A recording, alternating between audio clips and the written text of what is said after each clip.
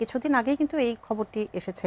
তিনি একটি আন্তর্জাতিক মিডিয়াতেও বলেছেন যে ডিসেম্বরে তিনি দেশে ফিরতে পারেন, যে ক্ষমতাচ্যুত প্রধানমন্ত্রী, সাবেক প্রধানমন্ত্রী শেখ হাসিনার কথা বলছি আমরা। এটার সাথে কি এটার কোনো যোগসূত্র আছে, সেটাই কি বলছেন? যোগসূত্র নাই, অস্বস্তি আছে।